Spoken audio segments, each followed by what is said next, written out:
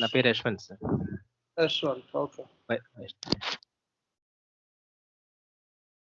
See guys, this is my IBM offer letter. Okay, so ఇది 2021.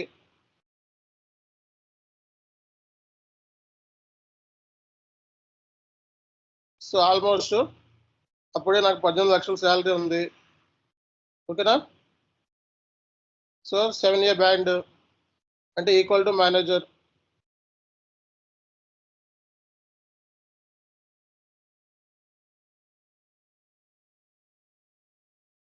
So ఈ duration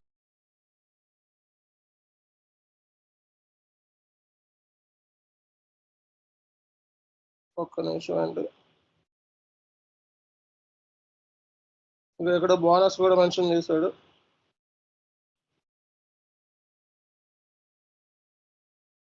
but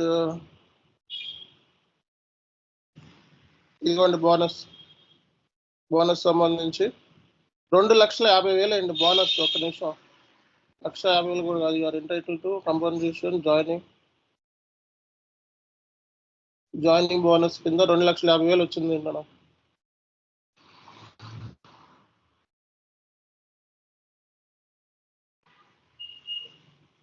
ఇదిగోండి 2,53,000 bonus. Okay, ఇది ఊరికినే బోనస్ రాదు, ఇది offer letter. Okay, US software company అని చెప్పారు కదా. సో దీంట్లో సో నా డేట్ అండ్ టైంతో సహా సీనియర్ ఎఫ్ఐసిఓ కన్సల్టెంట్. ఓకే, నాది ఏదైనా సరే సీనియర్ అసోసియేట్ సీనియర్ లెవెల్లో ఉంటుంది. రీజన్ ఏంటి అంటే అది క్వాలిఫికేషన్, మాది హైయెస్ట్ క్వాలిఫికేషన్. ఓకే, నెక్స్ట్ ఇంకా ఎవరో ప్రాజెక్ట్ మేనేజర్ అడిగారు.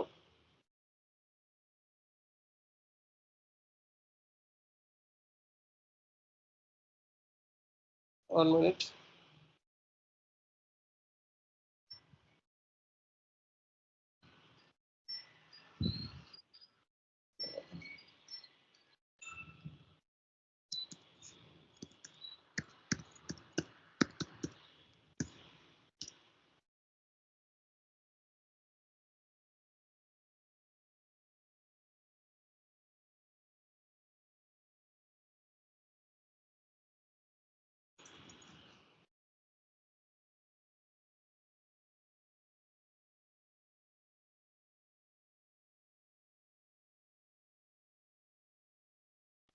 So implementation project manager.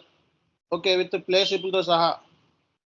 Okay, so టీడీఎస్లో అన్నీ కూడా ఉన్నాయి. ఏమైనా ఫేక్ సర్టిఫికేట్లు అనుకుంటారు కొంతమంది. ఏంటంటే సో ప్రతిదీ కూడా మన దగ్గర A to Z క్యాప్జెమినీలో కూడా పనిచేసిన ఆఫర్ లెటర్ కూడా ఉంది, ఎక్స్పీరియన్స్ లెటర్,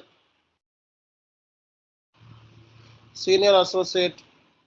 ఓకేనా? సో విత్ దీంతో సహా ఎంప్లాయీతో సహా ఉంది, రైట్? సో ఇలా ఎవరు షేర్ చేసుకోరు బయట. ఓకే, బట్ అడిగారు కాబట్టి చెప్తున్నా. సో ఇంకా నా ఆర్మీ సంగతి అంటారు, ఆర్మీ సంగతి కూడా చూపించమంటే చూపిస్తాను. బట్ అది ఎక్కడ ఉందో చూసుకోవాలి. ఒక్క నిమిషం.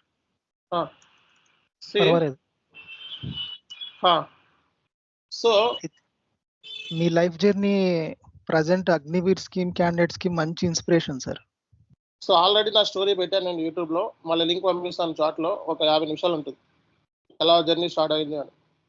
ఓకే గైస్, సో బేసిక్గా చెప్పాలి అంటే సో కరియర్ అనేది కన్సల్టెంట్ ఎవరైతే చేస్తాడో జాబ్లో వాడికి SAP ఎండ్ యూజర్ అనేది చాలా సింపుల్ విషయం కింద లెక్కండి.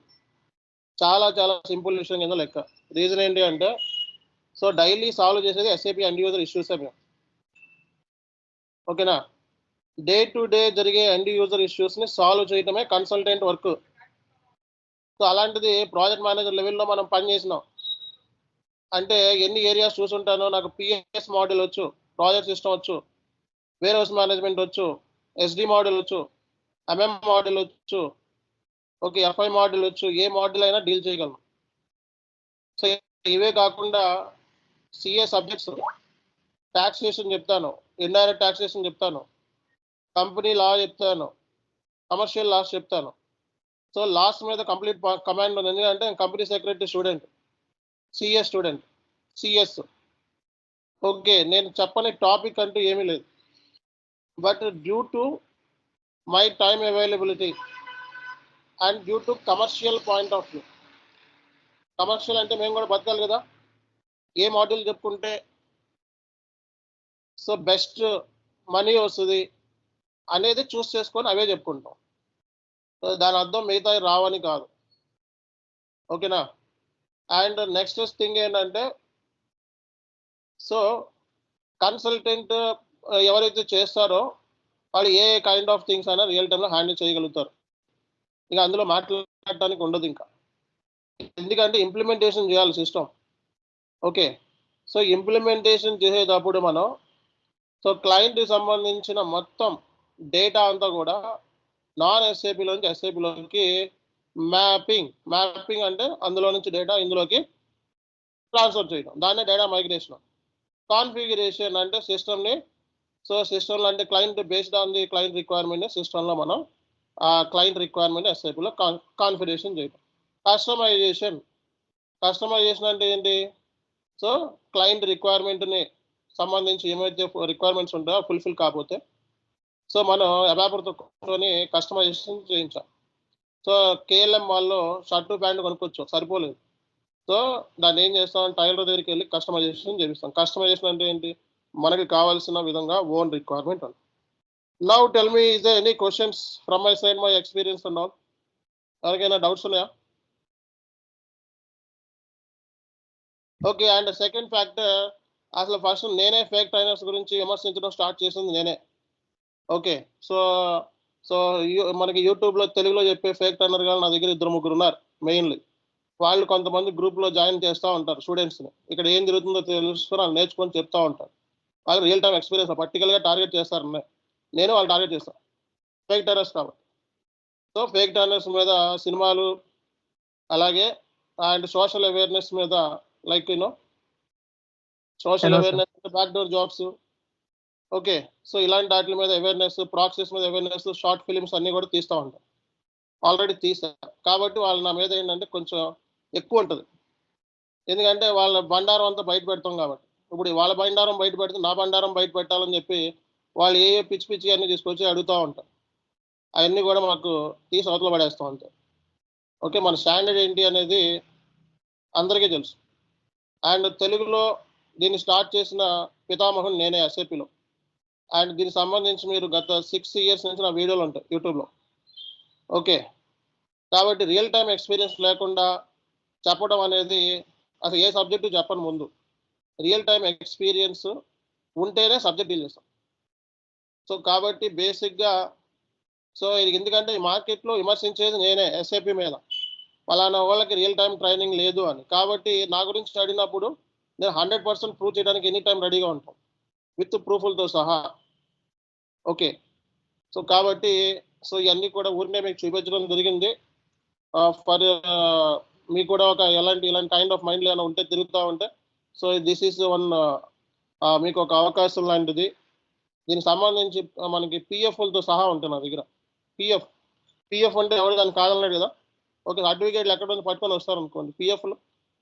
సో పోనీ అన్నీ పక్కన కంపెనీ ఉంది, ఇవన్నీ పక్కన పెట్టండి, కంపెనీ పెట్టినోండి.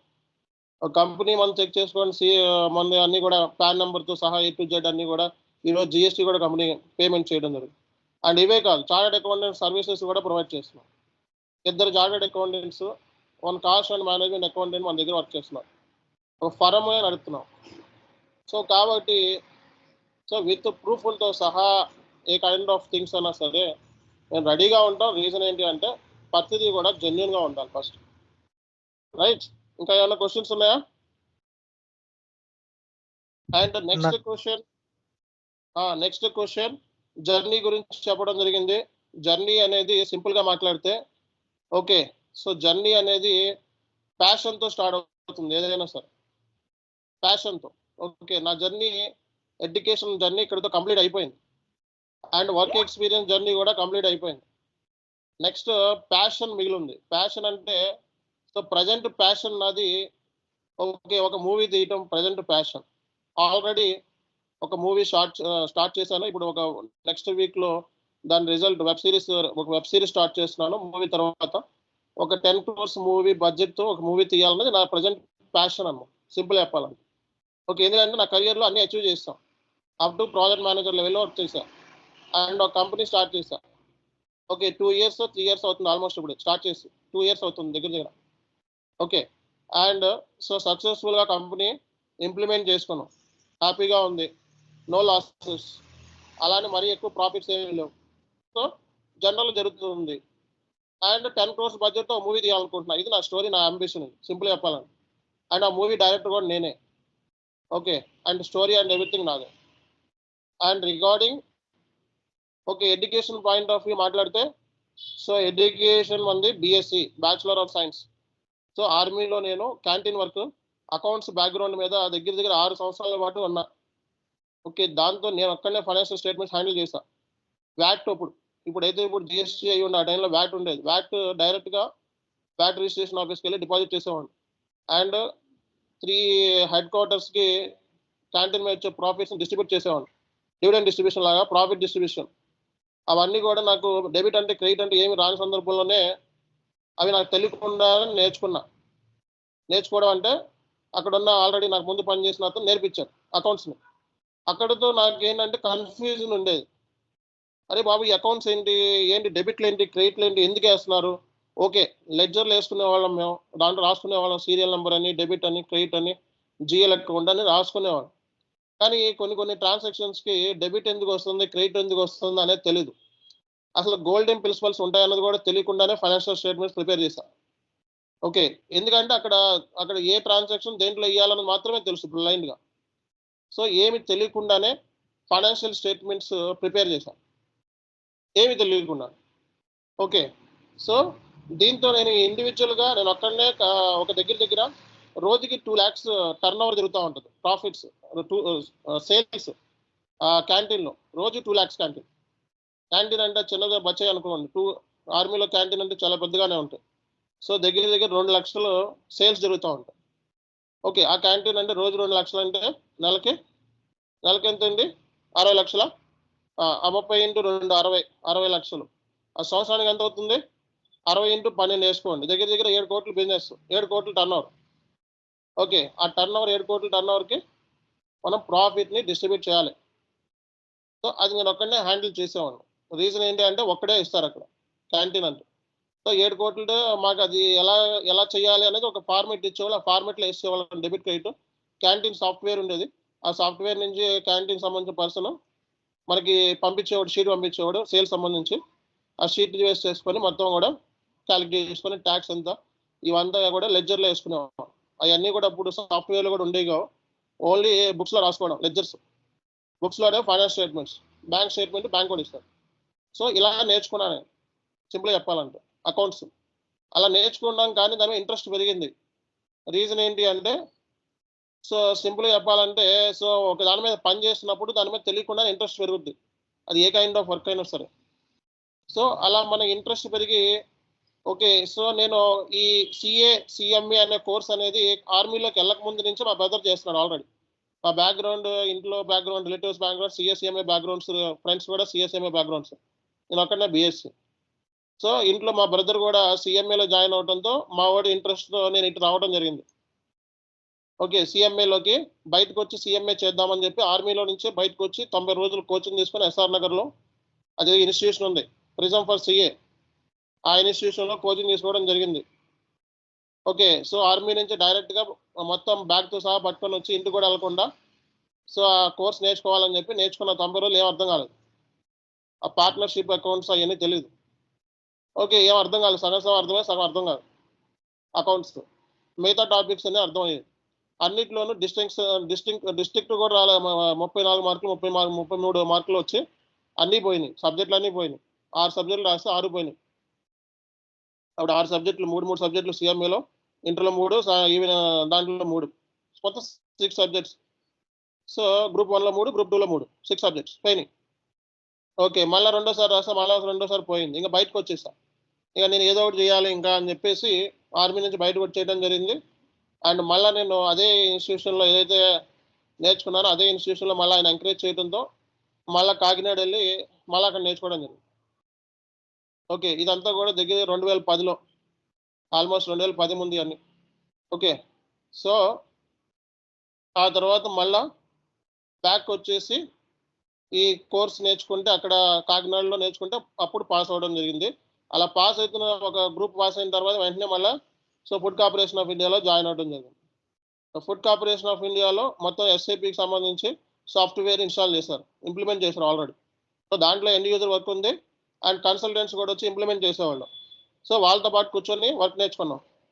సో అలా నాకు end user work, consultant work starting స్టేజ్లో నుంచే అంటే ఇనిషియల్ కెరియర్ స్టేజ్లోనే క్యాంటీన్ వర్క్ హ్యాండిల్ చేశాను ఒక్కడనే ఇండివిజువల్గా. అలాగే సో కన్సల్టెంట్ వర్క్ వేసి ఫుడ్ కార్పొరేషన్ ఆఫ్ ఇండియాలో నేర్చుకున్నాను. అలాగే basic end user work daily JVS post చేయటం. ఓకే, సో పేమెంట్స్ చేయటం, రైతులు పేమెంట్ చేయటం, రైతులకు సంబంధించిన ఇవి వస్తూ ఉండే రైస్, గోధుమలని రైస్ అని. సో వాళ్ళకి కొనేవాళ్ళు వేరే ఉండేవారు థర్డ్ పార్టీ, వాళ్ళకి పేమెంట్స్ చేయటం. Food corporation of India by చేస్తుంది రైస్, సో దాన్ని బై చేసినందుకు కానీ వాళ్ళకి పేమెంట్స్ ఉంటాయి, ఆ పేమెంట్స్ చేయటం. సో ఈ ప్రాసెస్ మేనేజర్ దగ్గర కూర్చొని వర్క్ నేర్చుకోవడం, ఫైనాన్స్ స్టేట్మెంట్ చేయటం, ఇవన్నీ ట్రైనింగ్స్ కింద సో నేర్చుకున్నాం. ఆ తర్వాత మళ్ళీ అక్కడి నుంచి వెంటనే మళ్ళీ బయటకు వచ్చేసి సో గ్రాంట్స్ అడ్మిన్ కింద జాయిన్ అయ్యాం. సో అది కూడా కంప్లీట్ అకౌంట్స్ పేయబుల్ కంప్లీట్గా. So contract management, accounts payables. Okay, so ఇదేమో దగ్గర దగ్గర research oriented company, human trials అనమాట. సినాప్స్ అంటారు ఇప్పుడు ఆ కంపెనీ పేరు, ఇన్వెంటివ్ ఇంటర్నేషనల్ ఫార్మాసిటికల్స్, సినాప్సెస్ అంటారు కంపెనీ ఇప్పుడు అది. సో దాని మీద హ్యూమన్ ట్రయల్స్ మీద సో వాళ్ళకి పేమెంట్ చేయాలి. ఓకే, హ్యూమన్ ట్రయల్ అంటే ఏంటి, వాళ్ళ దగ్గర నుంచి వాళ్ళు మెడిసిన్స్ ఇస్తారు, ఆ మెడిసిన్స్ వాళ్ళు వాడినందుకు గాను దాని రిజల్ట్ ఏంటి అనేది అవుట్పుట్ చేసి దాని అది కంపెనీ, అది ఆ టైప్ ఆఫ్ కంపెనీ, దానికి పేమెంట్స్ చేయాలి, ఎక్కువ శాలరీ ఇస్తారు అందులో. ఓకే, దానికి సంబంధించి ఎస్ఐపి అని, దానికి సంబంధించి ఎస్ఐపి, తర్వాత క్యాప్జెమిని ఎస్ఐపి.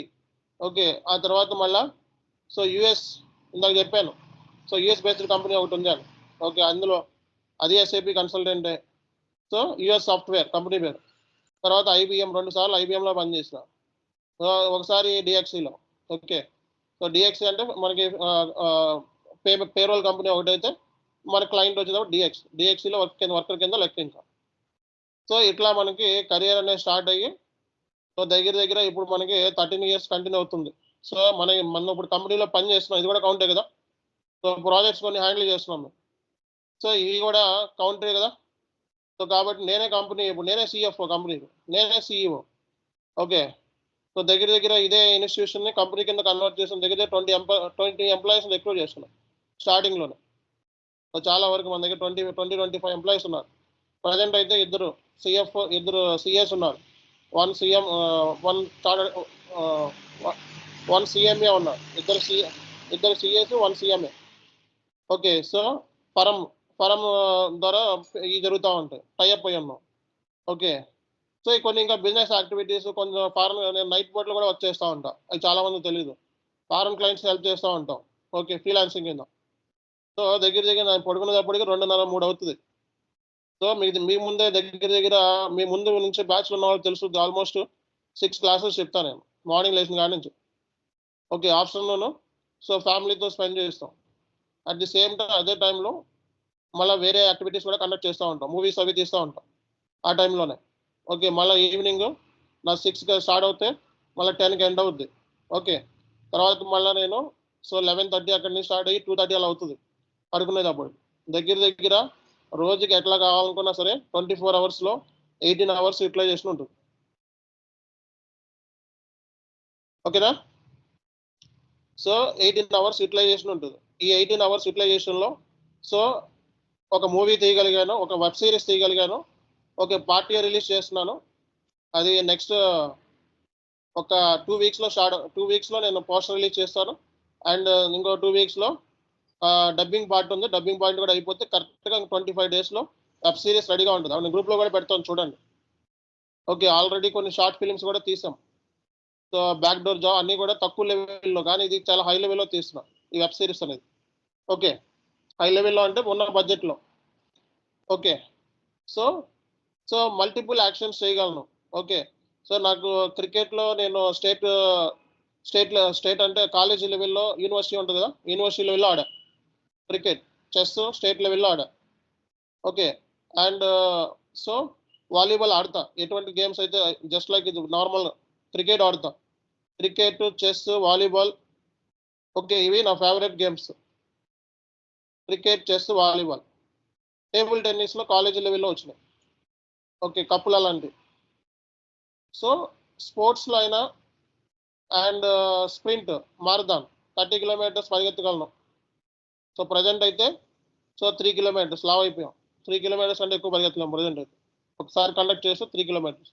వాకింగ్ అయితే డైలీ ఒక 1 వీక్ కలిసి ఒక 5 కిలోమీటర్స్ అన్న వాక్ చేస్తాను 1 వీక్లో ఒకసారి. సో ఈ రన్నింగ్ అంటే ఇప్పుడు నెలకు ఒకసారి, 2 నెలలకు ఒకసారి, అది ఫ్రెండ్స్ ఉన్నప్పుడు, లేకపోతే వాళ్ళు మీట్ అయినప్పుడు, లేకపోతే మార్నింగ్ పూటలు ఎక్కడన్నా వెళ్ళినప్పుడు వాళ్ళని చూసి ఇంట్రెస్ట్. సో ఇది నా పర్సనల్ యాక్టివిటీస్. సో అటు మీరు స్పోర్ట్స్ అయినా సరే, స్పోర్ట్స్ యాక్టివిటీస్లోనూ, అటు మూవీ యాక్టివిటీస్లోనూ, ఇటు ఎడ్యుకేషనల్ పరంగాను, ఏ కైండ్ ఆఫ్ థింగ్స్ అయినా నేను డీల్ చేయగలను. సో ఇది నాది పర్సనల్ లైఫ్. మీరు అడిగారు కాబట్టి చెప్తున్నాను. బట్ దీనికోసం ఒక 30 మినిట్స్ వేస్ట్ చేయదలుచుకోలేదు, బట్ వేస్ట్ చేయాలని వచ్చింది.